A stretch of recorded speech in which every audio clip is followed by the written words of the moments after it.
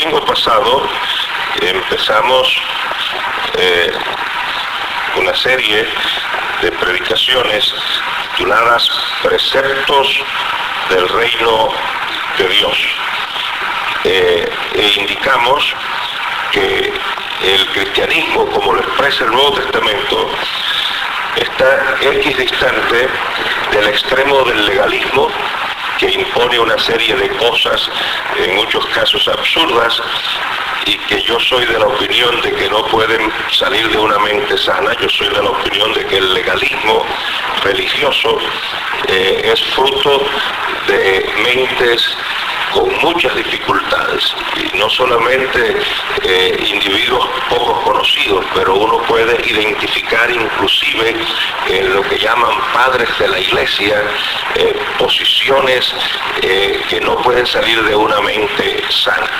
Ese extremo del legalismo es completamente extraño al Nuevo Testamento, pero el otro extremo, el extremo del libertinaje, el extremo de vivir sin ningún tipo de regulación o norma, que es también lo que algunos han pretendido a través de todos los años de la historia de la Iglesia, también está equidistante de la fe cristiana según la Biblia. Según la Biblia, el cristianismo tiene preceptos, pero son preceptos sanos, preceptos que tienen la intención de que nosotros vivamos quieta y reposadamente. Y debe de ser así. O sea, nuestra relación con Dios cae dentro de lo que se define como relación interpersonal. Y toda relación interpersonal sana es bilateral. Las relaciones unilaterales son siempre enfermizas. Eso, no le busque más vueltas, que siempre es así. Toda relación interpersonal que sea unilateral es enfermiza. Hay patología presente. En mi pueblo le llamaban a eso la ley del embudo. Lo ancho para mí y lo estrecho para ti. Esta posición de relaciones interpersonales enfermizas se puede observar, y aquí Estados Unidos es el paraíso de las relaciones enfermizas. Se puede observar muy fácilmente. Padres con obligaciones, pero sin autoridad. O sea, los padres para resolver todos los problemas, pagar todas las cuentas, pero sin autoridad para decir cómo son las cosas debajo de este techo. Papi paga, papi resuelve, papi el carro, papi esto, pero no te metas en mi vida, que ya yo soy una mujercita, ya yo soy un hombrecito, ya tú sabes la edad que yo tengo, y entonces padres con obligaciones, pero sin autoridad. Esa es una relación enfermiza, unilateral. Matrimonios en los que una parte siempre se equivoca y la otra parte nunca se equivoca. O sea, y a veces es el hombre el que habla siempre ex cátedra, como se supone que habla el Papa, y nunca se equivoca. Esta semana una señora estuvo conversando conmigo y dice, ¿cómo se hace con un hombre que insoportable, pero que no pide jamás perdón? Hace y deshace y no pide jamás perdón. Entonces yo le expliqué cómo es que yo lo entiendo en la Biblia, y dice, sí, lo que pasa es que el pastor de la señora le dice que no, que aguante, que ore, que espere en el Señor, ¿ves? Entonces en ese caso el hombre no se equivoca jamás. La señora tiene la culpa de todas las cosas. En otros casos la mujer es la que viene con un sexto sentido, parece, del más allá, un sexto sentido astral, que ella perfecta, y el marido comete todos los errores. Con los ciudadanos pasa lo mismo. Ciudadanos con derechos, pero sin responsabilidades. Yo sé si ustedes recuerdan la noticia hace poco, yo se la mencioné aquí, de un hombre que abandonó a su hija cuando era una bebita. Eso, aquí las abandonan, yo he tenido que atender casos donde las abandonan en el segundo mes de embarazo, o sea, que te das cuenta. El tipo se desapareció y no quiere saber y más nada. En este caso el hombre se fue cuando la niña era una bebé. A los 17 años la muchacha tuvo un accidente y creo que el accidente produjo, me parece que fueron $175,000 en indemnización. ¿Y qué es lo que ocurrió? El padre desaparecido apareció y los tribunales de esta nación civilizada, la cuna de la democracia moderna, ¿qué fue lo que hizo?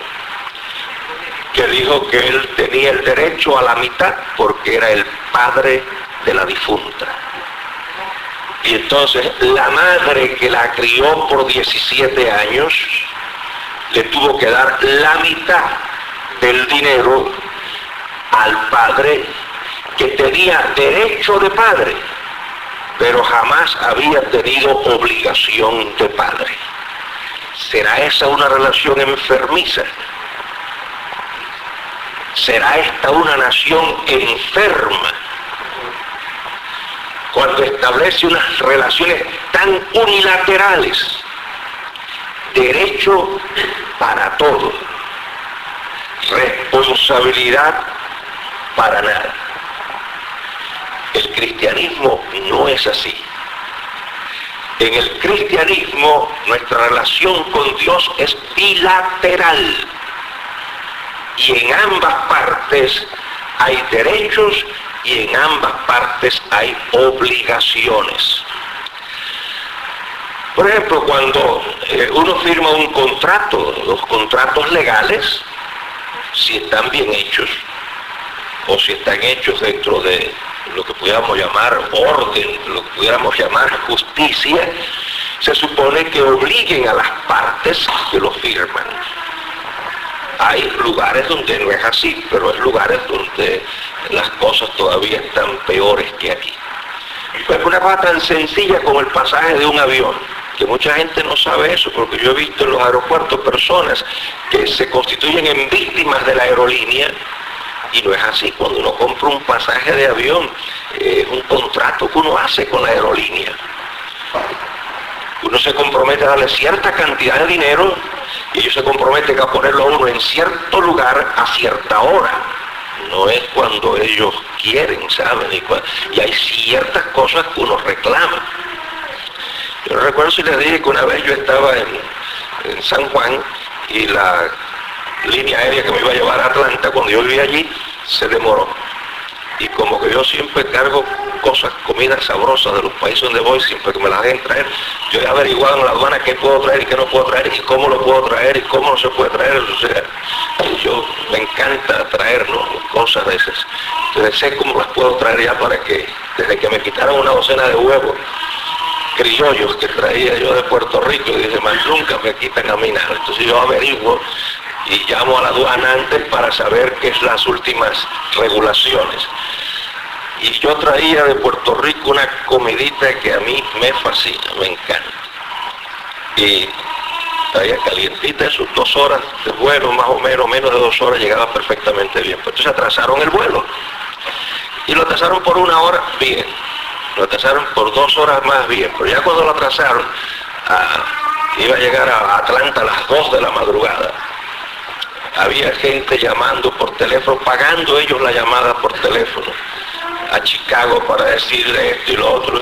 Yo fui a la aerolínea y le dije, mire, me tiene que dar estas 3 cosas. Pues yo no sé, digo, pues busca al supervisor que él debe saber. Sí, porque cuando siempre hay uno que está arriba, te das cuenta, el primero te dice que no casi siempre. No, mire.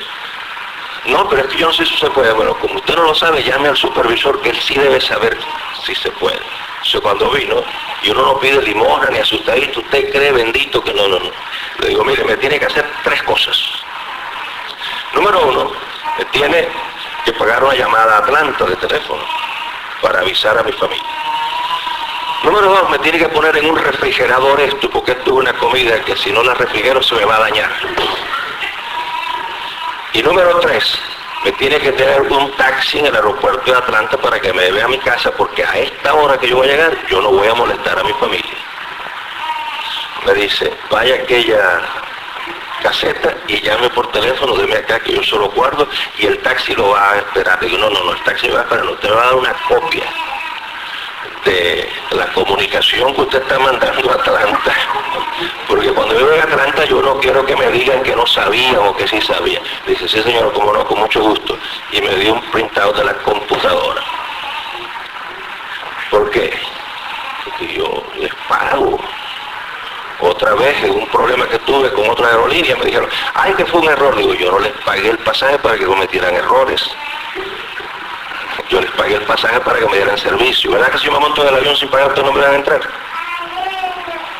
O sea, un contrato es un contrato. Ahí, si uno se sabe defender, claro, en lugares donde uno no se puede defender, mejor es callarse la boca. Como en un país donde yo estoy. Y cuando salgo de la casa aquella con un pastor, me había dicho que era un lugar de guerrilleros en esa ciudad, una capital suramericana. Y cuando salimos, guardias con ametralladoras. Y le dicen al pastor, abra el carro para ver qué tiene. Cuando lo trató de abrir, la llave tenía, no sé si es que estaba nervioso o qué, pero no abría. Y entonces yo, por jugar, como siempre estoy jugando con todo el mundo, cuando lo veo con las ametralladoras, le digo, ¿qué es lo que tú quieres, hijo? Que levante las manos. Y me pusieron una ametralladora en la barriga y me dijeron, sí, que levante las manos. Y bueno, las dos al mismo tiempo. Porque uno sabe dónde uno pelea y dónde uno no pelea. Uno sabe dónde uno se encomienda al Señor y dónde uno utiliza la ciudadanía romana. ¿Se da cuenta? Uno tiene que estar claro en eso. Pero los contratos, las relaciones interpersonales, siempre tienen que ser bilaterales, en las dos direcciones. Y por eso es que nuestra relación con Dios es así. Y los cristianos modernos no acaban de entender, todavía no acaban de entender que Dios es soberano y que cuando establece relación con nosotros, las establece sobre las bases de un contrato. El ejemplo, por ejemplo, perdón la redundancia, de Israel. Cuando Dios establece la relación con esa nación, la establece basado en ¿qué? En un compromiso, y en la tradición del Antiguo Testamento tiene la fuerza legal de un contrato. Yo se lo he repetido muchísimas veces. No es un asunto de que a lo mejor sí, quizás. No, es un asunto en que una nación y Dios entran en un convenio que compromete a Dios por ciertas cosas y le da derecho a Dios, legítimo derecho sobre esa nación. Observen ustedes cómo se lo plantea el Señor en el libro de Éxodo. Y Moisés clamó a Jehová, y Jehová le mostró un árbol, y lo echó en las aguas, y las aguas se endulzaron. Allí les dio estatutos. Allí les dio estatutos y ordenanzas. Y allí los probó y dijo, observen a ustedes ahora el condicional: si oyeres atentamente la voz de Jehová tu Dios, e hicieres lo recto delante de sus ojos, y dieres oído a sus mandamientos, y guardares todos sus estatutos, ninguna enfermedad de las que envié a los egipcios te enviaré a ti, porque yo soy Jehová tu sanador. Más claro que eso. La permanencia de la salud de esta gente estaba condicionada ¿a qué? A que Dios es bueno, a que Dios es un sanador, a que Dios tiene poder para sanar. No, estaba condicionada a la satisfacción de ciertos estatutos, de ciertas ordenanzas. Y usted dice, pero Dios es brutal, Dios... No, chicos. Observen ustedes que cómo empieza, con un sí condicional. Se dan cuenta que aquí no dice, ustedes tienen que atender atentamente a la voz de Jehová, que ustedes tienen que hacer esto. ¿No es que no dice eso ahí? En ningún lugar la Biblia, antes del compromiso del individuo con Dios, habla en forma como habla este pasaje. Es decir, o sea, este pasaje es un ejemplo de la manera de Dios. En ningún pasaje se habla como Dios, diciendo, ustedes tienen que hacer estas cosas. El encuentro del hombre con Dios es un encuentro voluntario.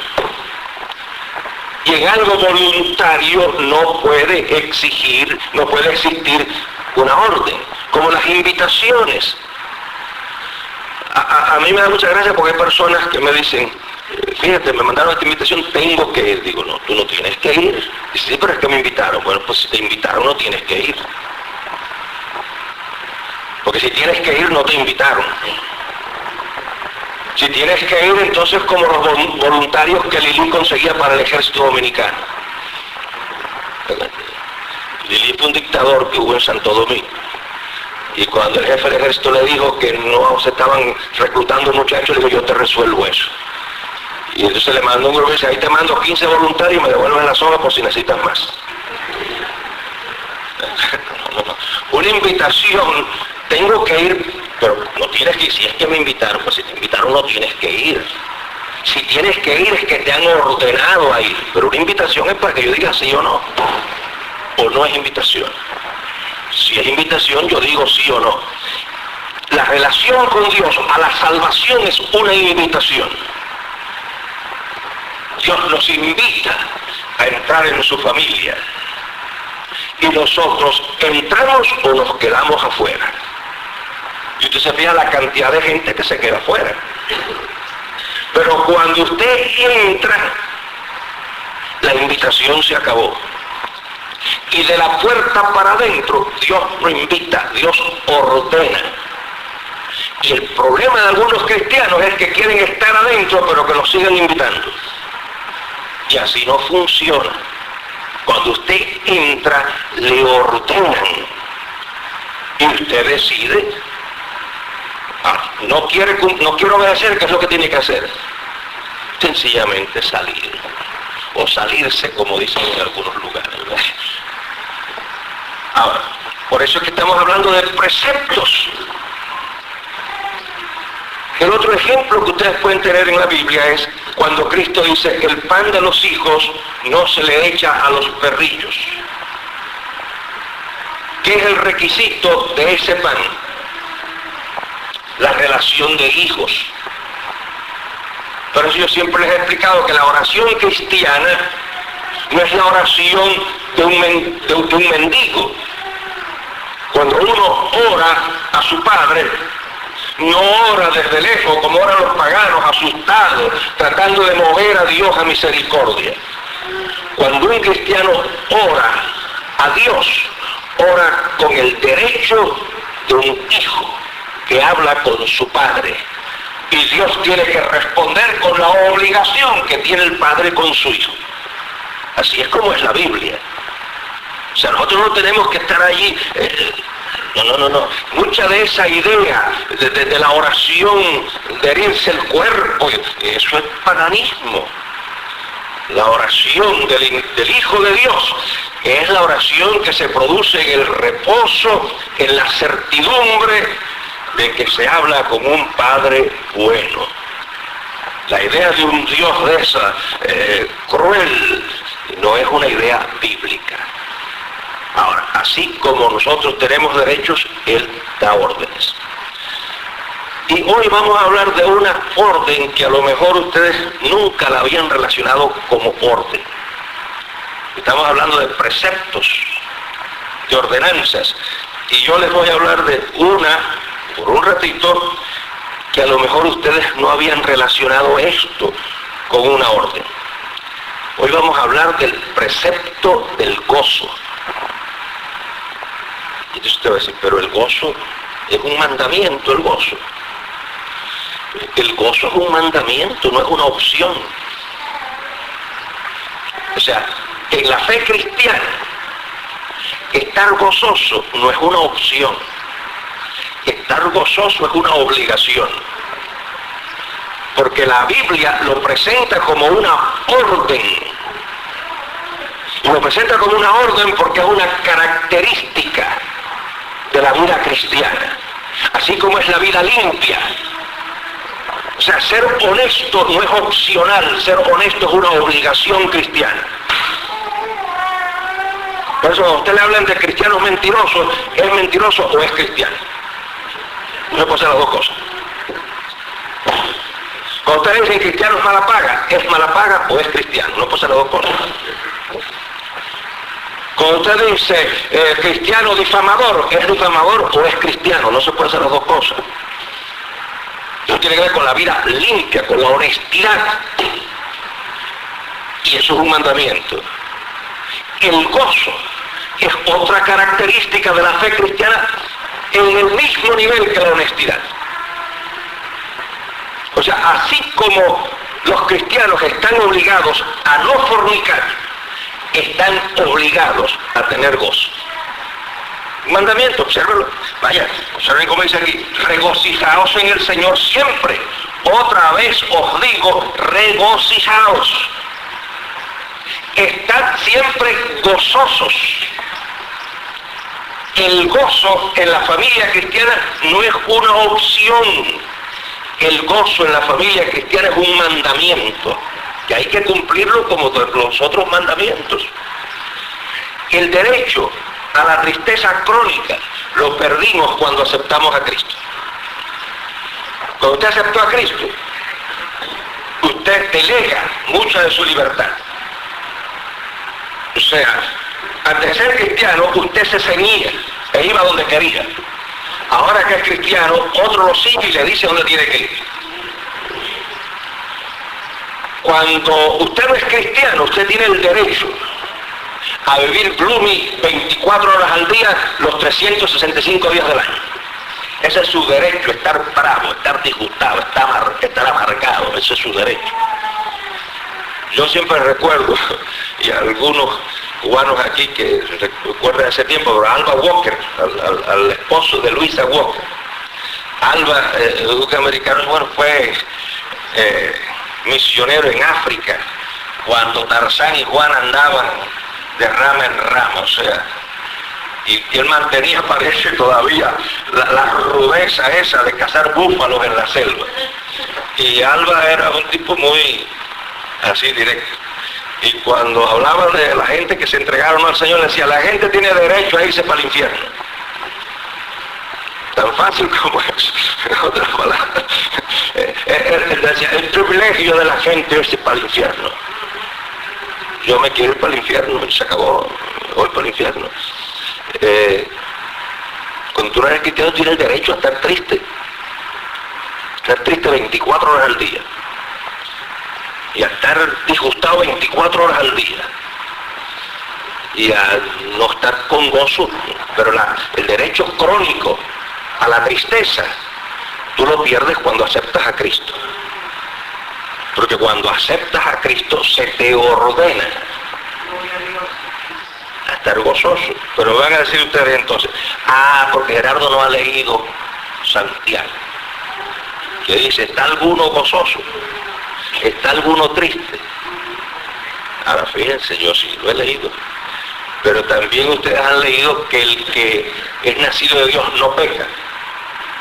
Pero que esa es una traducción que los que saben de eso dicen que es floja y la han corregido en otras traducciones, que ahora no dice que el que ha nacido de Dios no peca, sino que el que ha nacido de Dios no tiene el hábito de pecar. Entonces cuando la Biblia dice, ¿está alguno triste?, acepta la contingencia de la vida humana de que uno puede estar triste. Pero el resto de la Biblia, cuando habla del gozo, ¿qué es lo que hace? Que califica ese pasaje de Santiago. La Biblia no se puede entender aislada, usted tiene que tenerlo todo junto. Entonces cuando dice allí la Biblia, ¿está alguno triste?, hay que ponerlo en el contexto de toda la Biblia. Entonces uno descubre que en la Biblia la norma cristiana es estar gozoso. Y la excepción de esa norma es estar triste de vez en cuando. ¿Se da cuenta? La tristeza crónica es desobediencia a Dios. Y por lo tanto la tristeza crónica es pecado. No crean que pecado es solamente el adulterio y la droga, que son las cosas que siempre la gente está loca con esas cosas. Yo siempre hablando de eso porque eso es lo más malo que hay. No. Hay cosas que la sociedad no le da un carácter tan grave, pero que Dios sí se lo da.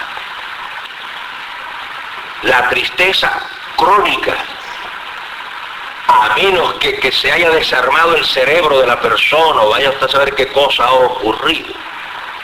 Pero la tristeza crónica no puede, uno no tiene derecho a eso.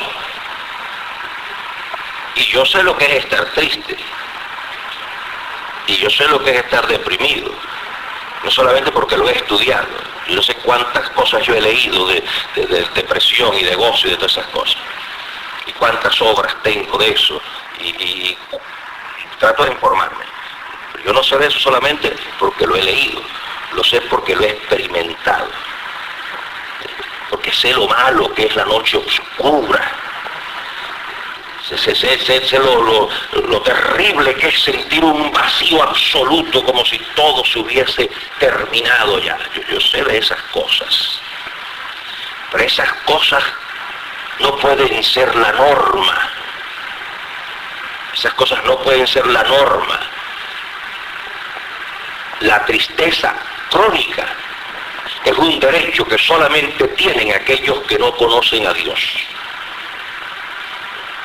Los cristianos tenemos el derecho a pasar un rato triste, pero inmediatamente a buscar por qué. ¿Te das cuenta? Y a veces la tristeza es muy simple. ¿Te das cuenta? A veces la tristeza es muy simple y a veces un plato de comida resuelve. Cuando David estaba triste porque se le había muerto el hijo, ¿recuerdan? ¿No han leído ese pasaje? Estaba muchacho, pero entonces cuando le dijeron, cuando estaba enfermo estaba deprimido, no quería comer, no quería hacer nada. Pero cuando se murió el muchacho, había un tipo muy práctico. Entonces, pero chico, cuando estaba enfermo el muchacho, ni comía ni bebía. Ahora que se murió, va a comer. O sea, bueno, porque mientras estaba vivo podía pasar algo, pero ya murió. Se comió. ¿Y qué dice la Biblia que pasó cuando David comió? Muchacho, se sintió. Si yo a veces hay días de esos que estoy medio triste, medio cosa, y digo, pero muchacho, no he comido. Es una buena. Te vuelve el alma al cuerpo, decían en mi pueblo. Entonces hay tristeza, que hambre o sueño.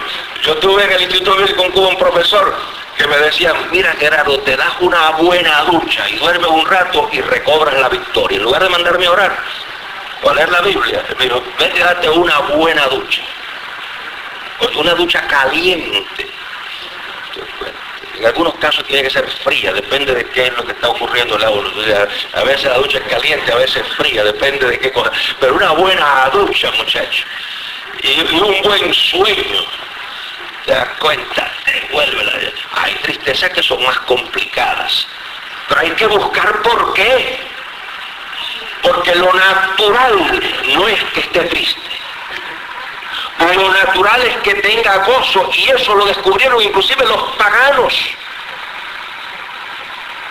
Usted puede leer en la filosofía griega clásica, uno de los, y es raro que este hombre lo dijera debido a la escuela filosófica a la que él pertenecía, pero él decía que los dioses, o Dios, no lo usaba en plural, Dios nos hizo para que estuviésemos contentos. O sea, porque la gente que piensa ha descubierto que no puede ser natural que el estado permanente de un ser humano sea la tristeza. Eso sería antinatural. La tristeza es algo que debe durar poco tiempo. el mandamiento de Dios es el gozo.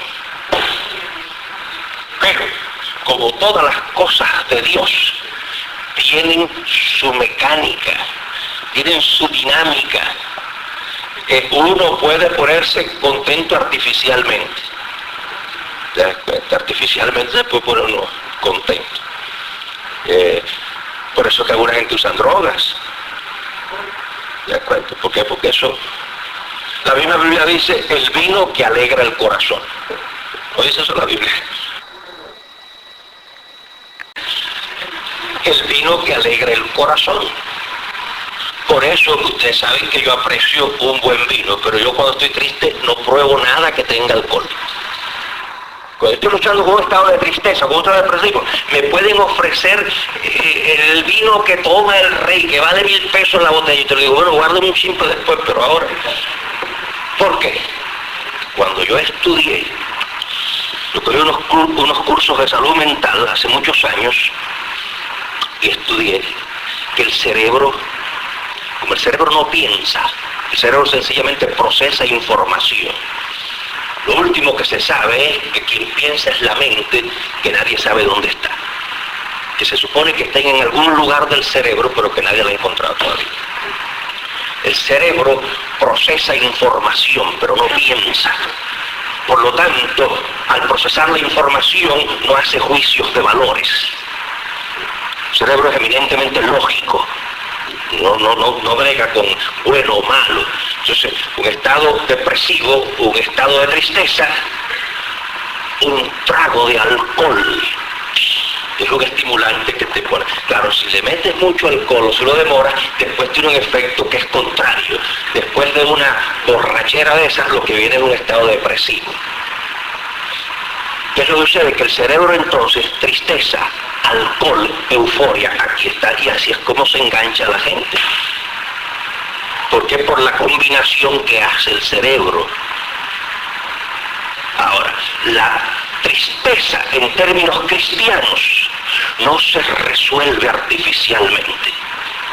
Y por eso yo creo que los medicamentos que tienen que ver con depresiones deben de usarse en último extremo y en situaciones muy necesarias y con un control muy exigente, pero que lo mejor, y es lo que recomiendan autoridades también, es la solución natural de la tristeza. ¿Por qué si soy cristiano? ¿Por qué si Cristo está en mi corazón? ¿Por qué no se va este estado? ¿Qué está ocurriendo? ¿Qué está fuera de lugar? ¿Qué no está funcionando bien? Y la tristeza de mucha gente, yo les voy a explicar a qué se debe. Y no se cura con pastillas, ni se cura con liberaciones, ni se cura con reprender al demonio, ni con imponerle las manos a la gente. Fíjense ustedes, yo les voy a leer un pasaje de la Biblia y ahí está la clave. Puestos los ojos en Jesús, el autor y consumador de la fe, el cual por el gozo puesto delante de él sufrió la cruz, menospreciando el oprobio, y se sentó a la diestra del trono de Dios. El cristianismo no es mágico. El cristianismo es eminentemente científico. Y es científico porque el cristianismo está gobernado por leyes. Esto no es una superstición. No, Dios funciona por leyes que Él ha establecido. Y leyes que son muy precisas, muy exactas. Y la gente que no las cumple, que no las obedece, no consigue nada. Ahora, ¿qué dice este versículo? Observen. Puestos los ojos en Jesús, el autor y consumador de la fe, el cual por el gozo puesto delante de él sufrió la cruz, menospreciando el oprobio, y se sentó a la diestra del trono de Dios. Este versículo se traduce de dos maneras. Por eso yo me tomé el trabajo de leerlo en 18 versiones distintas. Y lo iba a leer en unas cuantas más, pero ya 18 es bastante. 15 de esas traducciones tienen una idea. 3 de esas traducciones tienen una idea opuesta. Claro, el peso de la erudición está a favor de una. Porque cuando 15 veces se traduce con la idea paralela y 3 veces se traduce de otra manera, pues yo me inclino a las 15. Y independiente a ese volumen, cuando yo pongo una de esas traducciones en el contexto de la enseñanza general de la Biblia, me doy cuenta que la manera en que está traducido en esas 15 versiones debe ser la manera correcta, la manera que se intencionó. Observen 2 traducciones que representan esas 2 posiciones. La traducción de Lanza representa a las 5 traducciones que caminan en esa dirección, y él lo traduce así: ¿quién en lugar del gozo que él podría haber tenido? La traducción de Moffat, que es la que está dentro de estas otras 15 versiones, lo traduce de esta manera: quien para alcanzar su correspondiente propio gozo. Y esa es la manera en que está traducido en la versión que yo utilicé en español. Puestos los ojos en Jesús, el autor y consumador de la fe, el cual por el gozo puesto delante de sí, de él, sufrió la cruz, menospreciando el oprobio, y se sentó a la diestra del trono de Dios. ¿Qué es el principio que enseña esto de la fe cristiana? O sea, la psicología bíblica, ¿qué enseña aquí con relación al gozo? Y eso es central en el pensamiento bíblico, central en el pensamiento cristiano, y que va diametralmente opuesto a todo lo que es el mundo este perdido. Que en términos cristianos, el gozo no es una consecuencia directa, sino indirecta. Nadie puede conseguir gozo centrándose en sí mismo. Por eso los egoístas están condenados a estar tristes hasta que se los lleven de aquí.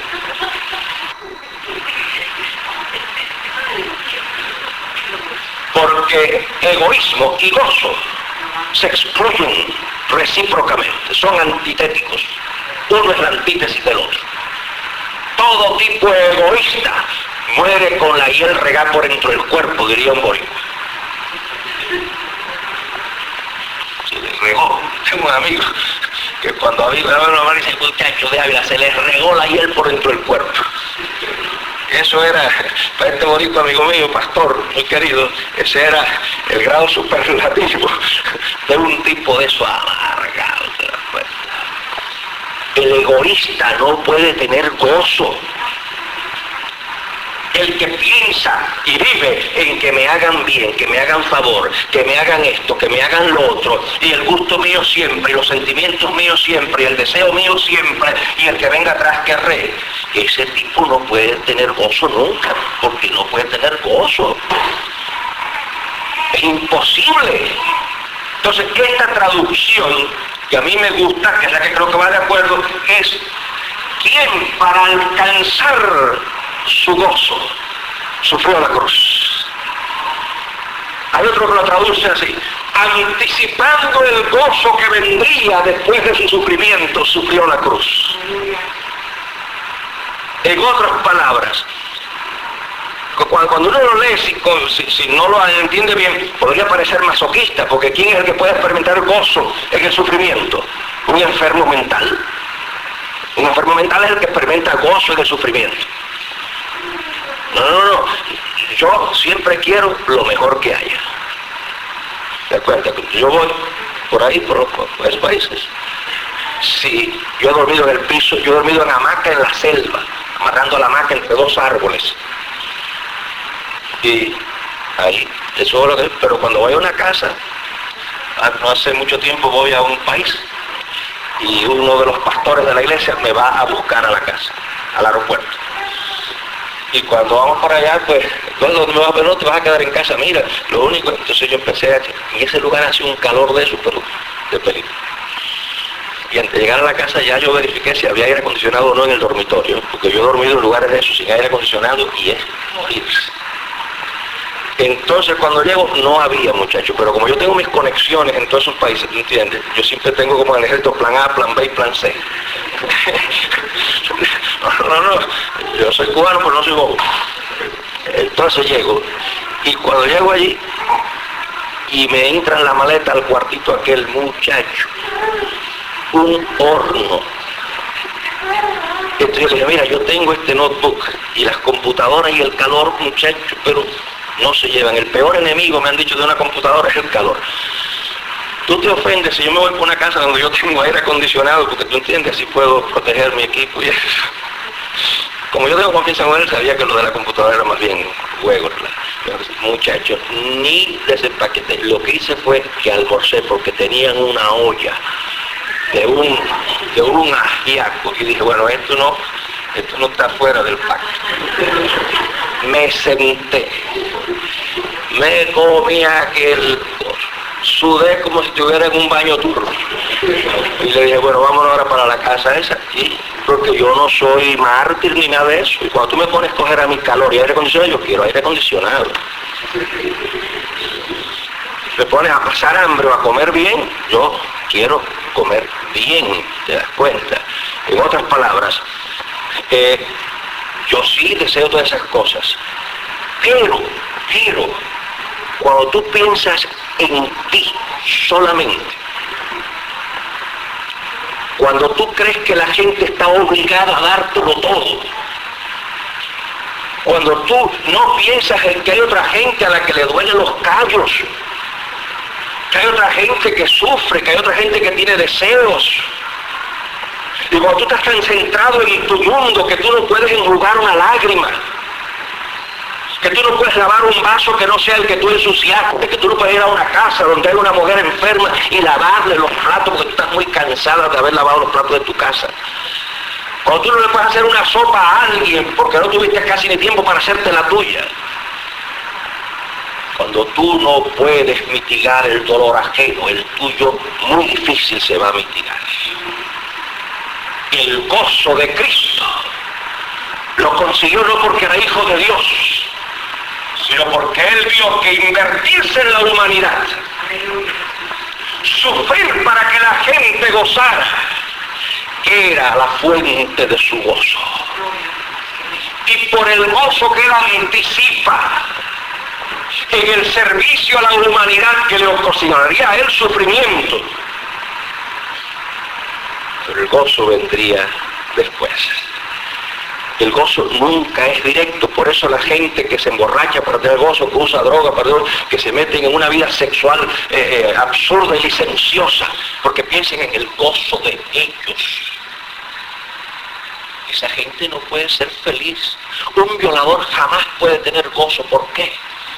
Porque ha querido producirse placer en la vejación de otro ser humano. El que roba no puede tener gozo. ¿Por qué? Porque para conseguir su posición social ha privado a otra gente de lo que es legítimamente suyo. El robarle a la humanidad, de una u otra manera, porque se roba de muchas formas, priva a la persona, la incapacita de gozo. Pero el gozo que viene, en términos cristianos, de hacer feliz a otro, de aliviarle la vida a otro, de pensar en otro. Y observen ustedes que eso se encuentra en la Biblia. Miren cómo dice, 2 Corintios 7:13. Por esto hemos sido consolados en vuestra consolación. ¿Se dan cuenta? Por esto hemos sido consolados en vuestra consolación. Pero mucho más nos gozamos por el gozo de Tito, que haya sido confortado su espíritu por todos nosotros. Observen ustedes, mucho más nos gozamos por el gozo de Tito. O sea, el gozo de Pablo, ¿lo produce qué? El gozo de Tito. Y es que el gozo de Juan lo tiene que producir Pedro, porque Juan no puede producir gozo en sí mismo. Pero cuando Juan piensa en su gozo, se quedó sin gozo, porque Dios nunca pone el gozo en uno, lo pone en otro. Y es el gozo que pone en otro el que se constituye en gozo mío.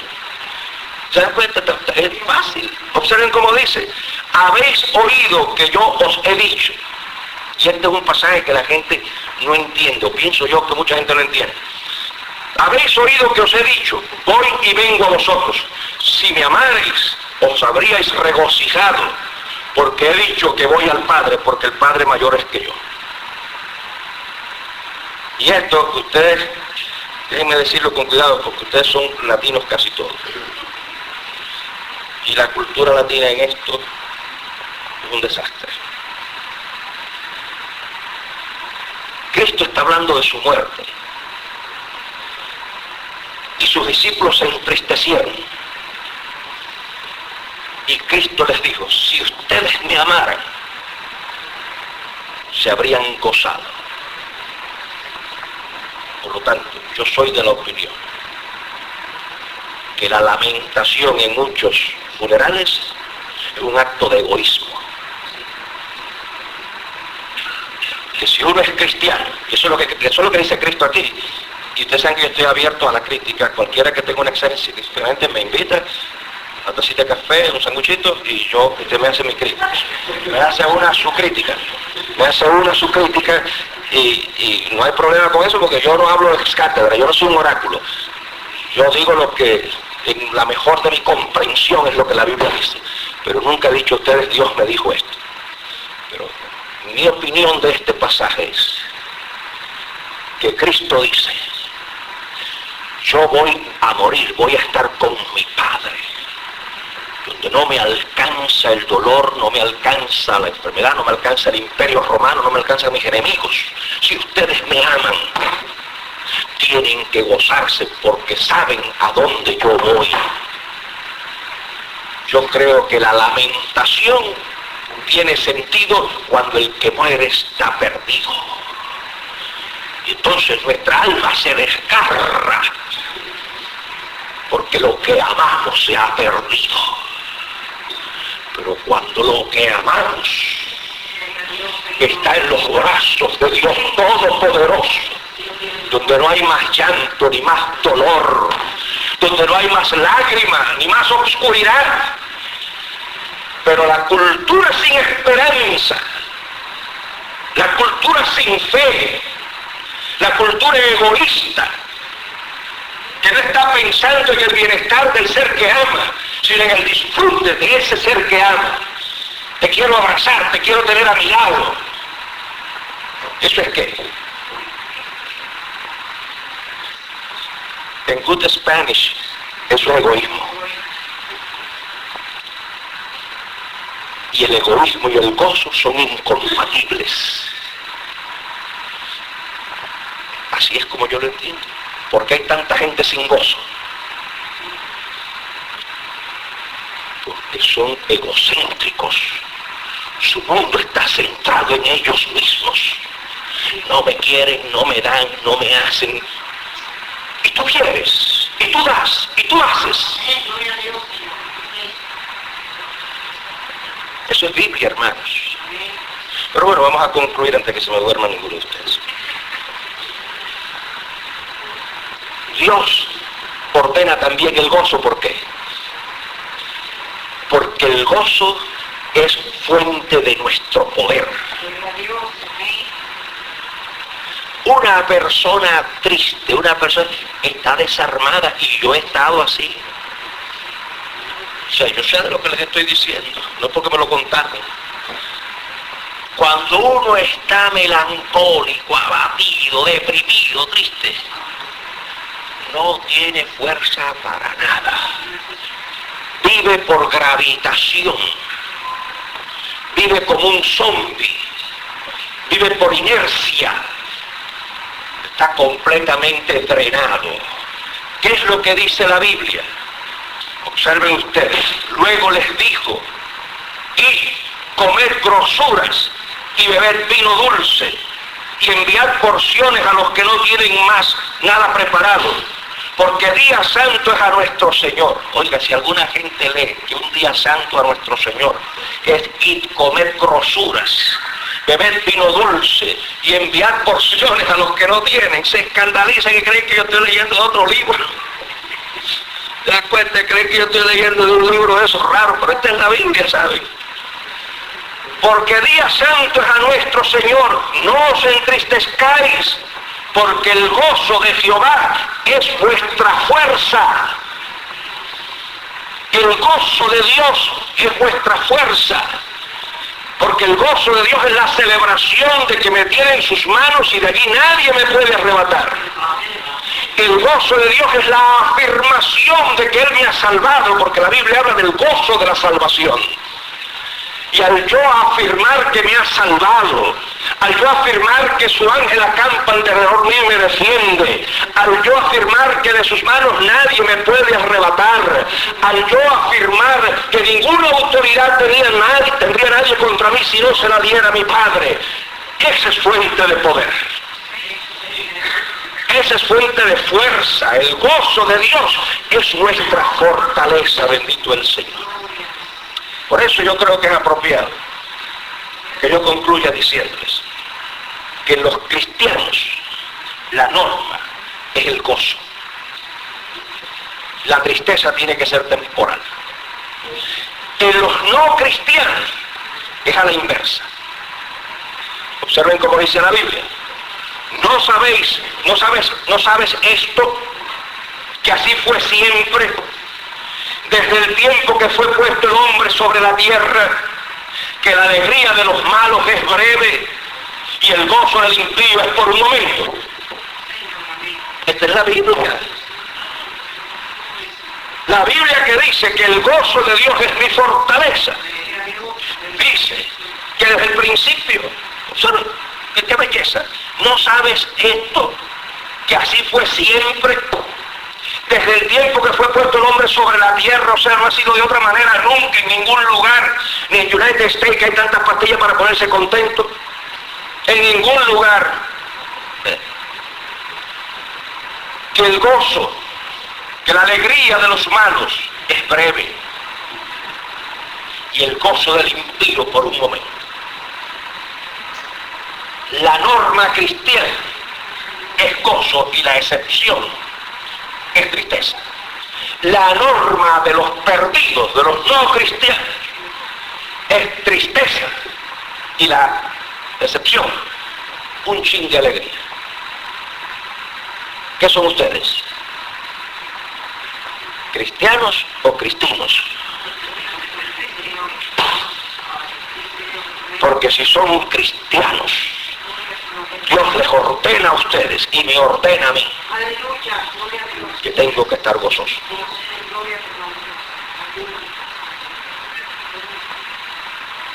Si eso no me parece bien, yo tengo la opción de los impíos, que eso es estar tristes todo el tiempo. Pero no podemos estar en la misa y en la procesión. O usted toca la campana o marcha detrás de la imagen, ¿sabes? Pero no puede estar en el campanario y detrás del santo. Vamos a inclinar nuestro rostro para orar. Tener gozo es más serio de lo que la gente piensa. Esta no es una opción para cuando usted está de paso, cuando está en el good mood, como dicen aquí. La honestidad cristiana no depende de la circunstancia, el gozo cristiano tampoco debe depender de la circunstancia. Señor, te damos gracias por tu amor. Te damos gracias por tu misericordia.